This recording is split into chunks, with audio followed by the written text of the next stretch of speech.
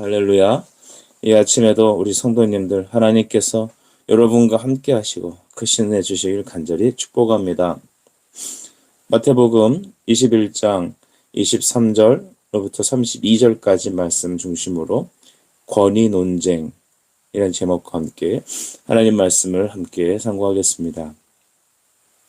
오늘날에는 이 갑질 논쟁이 굉장히 중요한 화두로 등장합니다.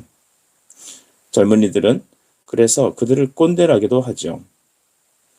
그러나 우리는 기억해야 될 것은 모든 권위는 우리 안에서 드러나는 것이 아닌 하늘로부터 내려옵니다. 로마서 13장에 그것을 말씀해 주고 계시죠.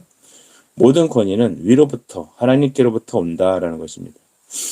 우리는 그래서 권위주의와 또한 참된 권위가 무엇인지 분별할 수 있는 영적 지혜가 있어야 될 것입니다. 참된 권위는 하나님이십니다. 말씀입니다. 그리스도이십니다. 권위주의는 잘못된 권위를 말하는 것이죠.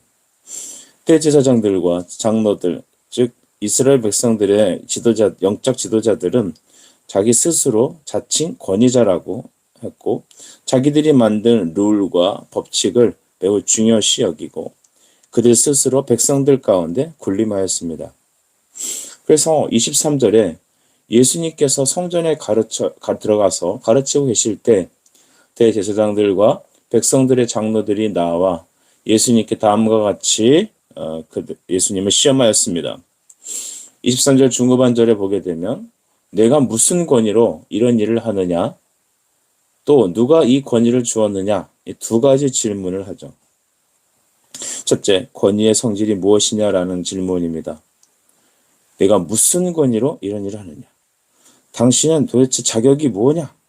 선지자입니까? 도대체 우리 조상들 하나님께서 말씀하신 그 메시아입니까? 당신 누굽니까? 라고 하는 것입니다.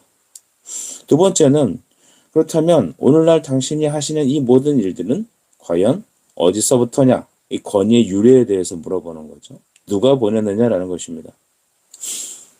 그동안 예수님은 수많은 상황 속에서 말씀하시고 기적과 이적을 보이시며 천국 복음을 전하며 즉 예수님 그분 자신이 하나님이 보내신 하나님의 아들 메시아라는 것을 여러 차례 얘기했습니다. 하지만 들음이 늦고 깨닫지 못하는 그 유대 지도자들은 계속해서 이 예수님을 시험하고 그를 넘어뜨리려고 고민하며 올무를 놓았습니다. 이 두 가지 질문은 불신앙에서 유래합니다. 모든 이 세상의 불신앙들은 이와 같이 예수님의 권위의 성질과 유래에 대해서 끊임없이 질문합니다. 대답을 해주고 증명을 해주어도 그들은 깨닫지 못합니다. 왜일까요? 하나님을 아는 그 진리는, 하나님을 아는 그 지식은 성령께서 말씀을 통해 깨닫게 하시는 것이기 때문입니다. 예수님은 평소 같으면 다른 말로 하셨을 텐데 이번에는 그들에게 또한 질문으로 되갚습니다. 24절인데요. 나도 한 말을 너희에게 물을 것이다. 너희가 대답하면 나도 무슨 권위로 이런 일을 하는지 너희에게 알려줄게 라고 하시는 것이죠. 예수님의 역질문은 무엇입니까? 25절부터 26절입니다. 요한의 세례가 어디로부터 왔느냐라는 것입니다. 하늘로부터냐? 사람으로부터냐? 우리 흔히 뛰는 사람 위에 나는 사람 있다라고 하지 않습니까? 그 바리새인들이 아무리 그렇게 얘기한들 제사장들과 장로들, 영적 지도자들이 아무리 얘기한들 여러분 예수님을 하나님의 아들로 보았을 때 그들의 게임은 상대가 되지 않습니다. 이 종교 지도자들의 질문은 정말 외식만 가득하죠. 그 질문, 예수님의 질문을 두 가지를 보시겠습니다. 그 지도자들이 했던 두 가지 질문에 예수님은 똑같이 두 가지 질문을 옵션을 주시죠. 하늘로부터다. 그렇게 애들이 선택한다면 사람들은 예수님은 왜 믿지 않느냐라고 비난을 받을 것입니다.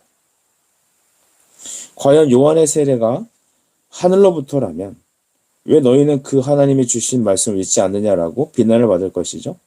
만약에 이 땅에서 사람이 만든 것이다 라고 한다면 어떻게 되겠습니까? 당시 사람들은 순교했던 요한을 하나님 보내신 선지자로 믿었다고 합니다. 그런데 그들의 민중의 심리와 다르게 그 사람은 스스로 난 자다.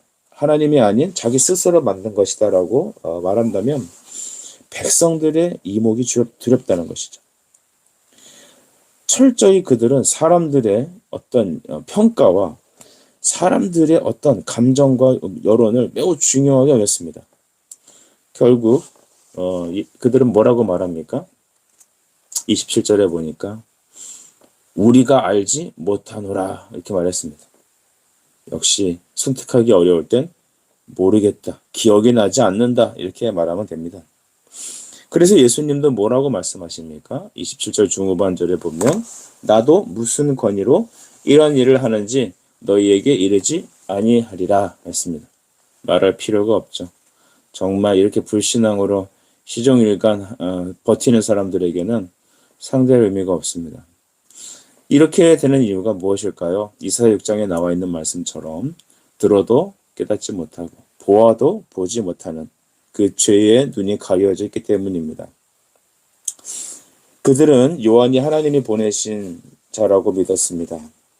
여자가 낳은 자 중에 가장 큰 자는 바로 요한이다라고 주님도 말씀하셨죠. 요한이 가장 큰 자라는 의미는 무엇이냐면 구약의 선지자의 마지막 사람으로 예수님과 접촉점에 있기 때문에 가장 큰 자라고 말한 것입니다. 그러니까 즉 마지막 사람이기에 가장 큰 자이죠. 우린 여기서 이 대제사장들과 장로들의 모습을 보면 바울이 말했던 갈라디아 1장 10절 말씀을 기억해야 될 것입니다. 이제 내가 사람들에게 좋게 하랴 하나님께 좋게 하랴 사람들에게 기쁨을 구하랴 내가 지금까지 사람들의 기쁨을 구하였다면 그리스도의 종이 아니라 했습니다. 사람에게 좋게 한다면, 사람에게 맞춘다면, 사람의 눈치만 보고 외식만 한다면 나는 하나님의 종이 아니다라는 것입니다. 이제는 예수님은 그들의 외식함과 불신앙에 대하여 한 가지 비유를 드시죠. 28절부터 32절까지 말씀이 바로 그런 것입니다. 예수님은 이 비유를 통하여 대제사장들과 장로들의 이 불신앙을 경계하십니다. 28절과 29절을 보면 이 두 아들의 비유가 등장합니다. 28절입니다. 너희 생각엔 어떠하냐? 어떤 사람에게 두 아들이 있는데 맏아들에게 가서 얘야 오늘 포도원에 가서 일하라 하니 그는 다음같이 얘기했죠. 아버지 가겠습니다 하더니 가지 아니하였다. 30절에는 둘째 아들이 등장합니다. 또 똑같이 가서 말을 하니까 대답하되 실소이다 라고 했습니다. 하지만 그 후에 뉘우치어 갔다라는 것이죠. 이 두 아들의 비유의 내용은 그렇습니다. 맏아들은 말로는 가겠습니다 했다가 안 갔다라는 것이죠. 불순종한 겁니다. 이 둘째 아들은 어땠습니까? 전 싫습니다 라고 했다가 깨닫고 회개하고 순종했다는 것이죠.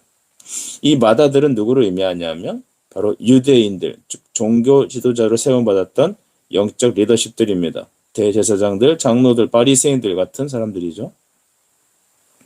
이 맏아들은 먼저 부름받은 자들로 하나님의 직분을 받은 사람들입니다. 그렇다면 맏아들의 역할은 무엇일까요? 이 둘째 아들에 해당되는 다른 사람들을 영적으로 하나님 말씀에 따라 리드하는 것입니다. 그러나 그들은 본인 자신도 믿지 않고 다른 사람도 못 들어가게 하는 실로 욕먹을 짓만 골라서 한 것입니다. 그러나 둘째 아들은 어떻습니까? 둘째 아들은 비록 불순종하겠다고 말은 했지만 그들은 후에 깨닫고 아버지의 말씀에 순종한 자들이죠. 예수님은 이들이 세리와 창기였다라고 말하고 있습니다. 여러분, 세리와 창기는 당시에 있던 죄인들의 대명사였죠. 그래서 죄인들이 누굴까라고 하면 세리와 창기들 이렇게 분류할 정도였습니다. 그러나 예수님은 비록 세리와 창기들 같이 매우 연약하고 약하며 사회의 밑바닥에 있는 사람들이라도 예수의 말씀을 듣고 순종한다면 그들은 하나님의 나라에 이른다는 것을 말씀하고 계시죠. 이 말은 당시에 굉장히 파격적인 것이었습니다. 여러분, 교회의 목회자들과 장로 권사님들이 천국에 못 간다면 누가 천국에 갈까요? 당시의 대제사장들과 장로들은 교회 리더십들이었습니다. 그런데 말로는 믿겠습니다, 가겠습니다 해놓고 정말 아버지의 말씀을 따르지 않았습니다. 그러나 둘째 아들, 정말로 세상에서 복음을 받았지만 약하고 연약한 자들은 정말 하나님 말씀을 믿었기 때문에, 예수님을 영접했기 때문에 천국에 가게 되는 것이죠. 32절에 주님은 다음과 같이 정리하십니다. 요한이 의의 도로 너희에게 왔거늘 라고 했습니다. 여기 세례 요한을 말하는 것이죠. 세례 요한이 의의 도로 왔다라고 합니다. 의의 도라는 거, 도는 이제 길이다, 수단이다 이런 의미로 보면 되죠. 즉 복음의 수단으로 예수님을 가르치는 말씀의 수단으로 왔는데 너희는 그를 믿지 않았다라는 것입니다. 아버지께서 자기 백성들에게 왔지만 정작 그들은 믿지 않았다라고 하죠. 그래서 우리 요한복음 1장 12절에 영접하는 자, 곧 그 이름을 믿는 자들에게는 하나님의 자녀가 되는, 즉 영원한 하나님의 성도, 영생을 얻는 자들의 축복을 주신 것입니다. 유대 종교 지도자들은 자신들이 세워놓은 규칙에는 참 열심을 다합니다. 하나님을 섬기다는 명목 안에 자기들이 만든 이 율법의 조항들을 매우 열심히 지키고 강요하고 그 법 안에서 자기들은 스스로 군림합니다. 그리고 예수님을 메시아라고 하는 세례 요한의 증거는 정작 받아들이지 않습니다. 요한이 가르치는 그 예수 그리스도는 듣기 싫어하고 오히려 그를 죽이게 되죠. 여러분, 여기서 우리 기존의 신자들의 영적인 삶을 점검할 필요가 있습니다. 내 방식대로, 내 생각대로 예수 믿는 거, 그거 예수 믿는 거 아닐 수 있습니다. 오직 하나님의 말씀에 따라 복종해야 합니다. 여러분은 목사를 믿습니까? 말씀을 믿습니까? 여러분은 교회를 믿습니까? 그리스도의 복음을 믿습니까? 여러분 성령에 의해서 인도받습니까? 사람의 칭찬에 따라서 반응합니까? 교회 안에서 제일 듣기 싫어하는 소리가 저는 그건 것 같습니다. 칭찬은 고래도 춤추게 한다. 사랑해야죠. 축복해야죠. 맞습니다. 그러면 사람이 칭찬하면은 그때 반응하나요? 그건 인본주의 아니겠습니까? 오늘 우리는 또 다른 금송아지를 만들고 있지 않는지 점검해야 되겠습니다. 하나님 말씀에 순종하지 않고 자기 뜻을 세우는 것, 자기 감정을 높이는 것, 여러분 이거는 신앙이 아닙니다. 자기 종교생활입니다.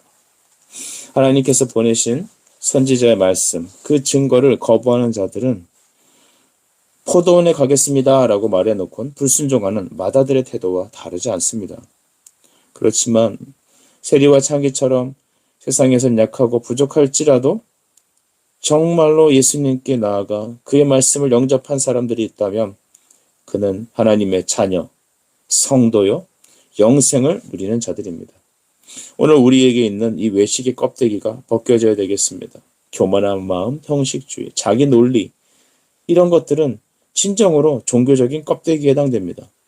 한국교회가 그 껍데기 속에서 코로나의 직격탄을 맞으며 오늘날 이렇게 흔들려 버린 것이죠.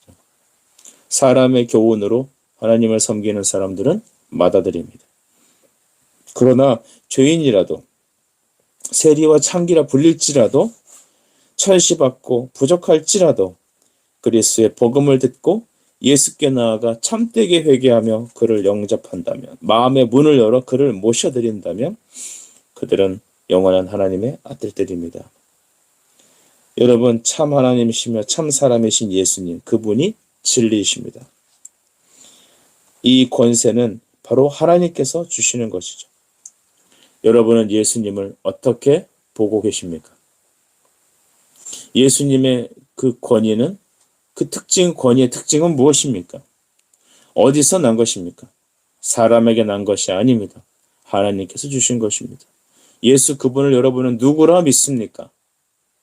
여러분은 과연 왜 교회 다니십니까? 왜 살아가십니까? 여러분이 예수를 믿는 그 이유는 무엇입니까? 우리는 예수 그분 자체를 믿는 것이 바로 믿음의 원인이고 믿음의 도구, 바로 믿음의 방향입니다. 오늘 이 아침에 우리가 이 대제사장들과 바리새인들의 질문들, 또한 둘째 아들에 해당되는 우리의 모습을 기뻐하며 오늘도 우리 하나님께서 보내시는 그 믿음의 도에 충실히 순종하는 저와 여러분이 되시기를 간절히 축복합니다. 기도하겠습니다. 사랑의 주님, 은혜를 감사합니다. 바리새인과 대제사장들 또한 장로들은 자칭 스스로가 권위자라고 말합니다. 나는 당연히 천국까지, 나는 당연히 하나님 나라에 상석에 앉는 자들이지. 그러나 주님은 그들에게 첫 번째 아들이라고 판단하셨습니다. 하나님, 우린 약할지라도 연약할지라도 예수가 나의 그리스도시라고 고백하며 그를 참되게 영접하고 믿는 우리가 되게 하여 주옵소서. 우리 안에 있는 영적인 교만의 껍데기가 가면들이 벗어지고 우리가 둘째 아들임을 고백하며 신실히 영접하는 우리가 되게 하여 주시옵소서. 감사드립니다. 예수 그리스도 이름으로 기도합니다. 아멘.